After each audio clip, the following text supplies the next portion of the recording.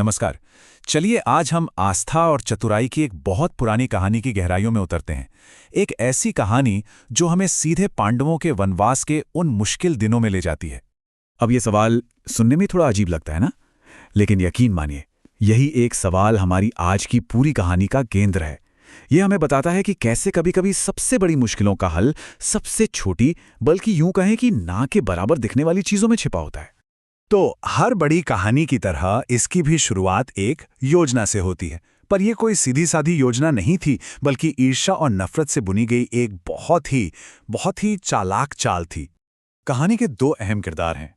एक तरफ हैं ऋषि दुर्वासा, जो अपने गुस्सैल स्वभाव और अपनी जबरदस्त शक्तियों के लिए जाने जाते थे, और दूसरी तरफ है दुर्योधन, जिसका बस एक ही मकसद था, अपने चचेरे भाइयों यानी पांडवों को नीचा दिखाना और उनका नाश करना। अच्छा, दुर्वासा ऋषि की एक खास बात थी। वो कभी अकेले सफर नहीं करते थे। उनके साथ हमेशा 10,000 शिष्यों की एक पूरी फौज होती थी। अब जरा सोचिए, इतने सारे लोगों की मेहमान नवाजी करना, वो भी अचानक से, कितना बड़ा काम होगा। और दुर्योधन इस बात को बहुत अच्छे से समझता था। उसने मौके का फायदा उठाया। ऋषि दुर्वासा और उनके सभी शिष्यों की ऐसी जबरदस्त सेवा की, ऐसी खातिरदारी की कि ऋषि उससे बहुत खुश हो गए। और इसी सेवा के इनाम के तौर पर उन्होंने दुर्योधन से कहा, मांगो जो वरदान मांगना चाहते हो। और बस यहीं पर दुर्योधन ने अपना असली पासा फेंका। उसने कोई राजपाट या सोना चांदी नहीं मांगा। नहीं, उसने तो एक ऐसी चीज मांगी जो दिखने में तो वरदान थी, पर असल में एक श्राप थी। उसने ऋषि से कहा कि वो पांडवों के यहां जरूर जाएं, लेकिन एक बहुत ही खास समय पर। उसकी चाल बिल्कुल साफ थी। वो पांडवों को उन्हीं के धर्म और नियमों के जाल में फंसाना चाहता था। वो जानता था कि इस खास वक्त पर पांडव ऋषि को भोजन नहीं करा पाएंगे और फिर उन्हें दुर्वासा के भयंकर क्रोध का सामना करना पड़ेगा। ये बिना हथियार उठाए ही दुश्मन को हराने की एक जबरदस्त साजिश थी। तो इस तरह दुर्योधन ने अपना जाल बिछा दिया और इंतजार करने लगा। अब पांडवों के आश्रम की तरफ एक ऐसी मुसीबत बढ़ रही थी जिसका सामना करना लगभग नामुमकिन सा था। जैसा दुर्योधन ने सोचा था, ठीक वैसा ही हुआ। ऋषि दुर्वासा अपनी पूरी शिष्य मंडली के साथ पांडवों के आश्रम पहुंच गए, और पहुंचते ही उन्होंने कहा कि वो सब नदी में स्नान करके आते हैं और फिर भोजन करेंगे। मतलब तैयारी के लिए वक्त बहुत ही कम था। वैसे देखा जाए तो पांडवों के पास इस मुसीबत का एक सीधा साधा हल था। अक्षय पात्र, ये सूर्य देव का दिया हुआ एक जादुई बर्तन था। एक ऐसा बर्तन जो तब तक खाना बनाता रह सकता था जब तक कि घर की स्वामिनी द्रौपदी खुद खाना ना खा लें। जैसे ही वो अपना भोजन खत्म करती, वो बर्तन उस दिन के लिए खाली हो जाता था। और यही वो एक छोटी सी शर्त थी जिसे दुर्योधन ने अपने सबसे बड़े हथियार की तरह इस्तेमाल किया था। तो जब युधिष्ठिर ने द्रौपदी को मेहमानों के बारे में बताया, तो जैसे सब पर बिजली गिर गई। द्रौपदी ने कहा कि वो तो अपना भोजन पहले ही कर चुकी है। अक्षय पात्र अब खाली था। दुर्योधन का चाल अब पूरी तरह से कस चुका था। लेकिन कहते हैं ना, जब सारे दरवाजे बंद हो जाते हैं और उम्मीद की कोई किरण नहीं दिखती, तभी कहानी एक बिल्कुल नया मोड़ लेती है। ये मोड़ था निराशा से सीधी आस्था की ओर।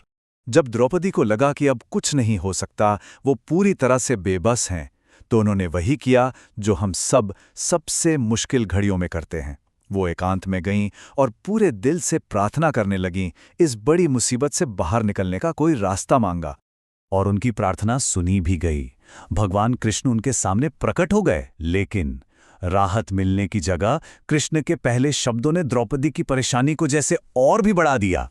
सोचिए, बाहर हजारों मेहमान भूखे बैठे हैं और अब द्रौपदी के सामने एक और मेहमान खड़ा था जो खाना मांग रहा था।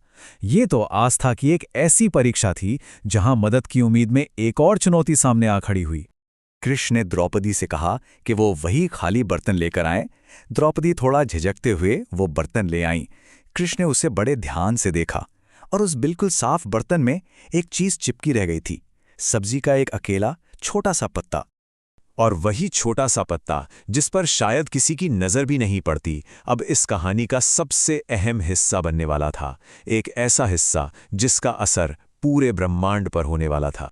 कृष्ण ने उस नन्हे से पत्ते को उठाया और उसे अपने मुंह में रख लिया। बस इतना सा ही काम। एक बहुत ही साधारण सी क्रिया, लेकिन इस एक छोटे से काम में ही उस पूरे संकट का हल छिपा हुआ था। उस पत्ते को खाते ही कृष्ण ने ऐलान किया। उन्होंने कहा कि उस एक पत्ते में जो सच्ची आस्था और भक्ति थी, उसने सिर्फ मेरी ही नहीं बल्कि इस पूरे ब्रह्मांड की भूख को मिटा दिया है। अब कृष्ण की बात को जांचने के लिए सहदेव को भेजा गया कि वो जाकर ऋषियों को भोजन के लिए बुला लाए।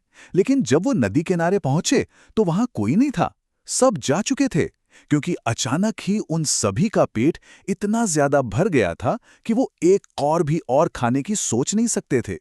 ऋषि दुर्वासा तुरंत समझ गए थे कि ये कोई मामूली चमत्कार नहीं है। उन्हें एहसास हो गया था कि पांडवों के साथ कोई दैवीय शक्ति खड़ी है और वो उस शक्ति के गुस्से का सामना बिल्कुल नहीं करना चाहते थे। इसीलिए उन्होंने फौरन वहां से निकल जाने का फैसला किया। तो आखिर में हुआ ये कि दुर्योधन की जो इतनी चालाकी से भरी योजना थी, वो पूरी तरह से नाकाम हो गई।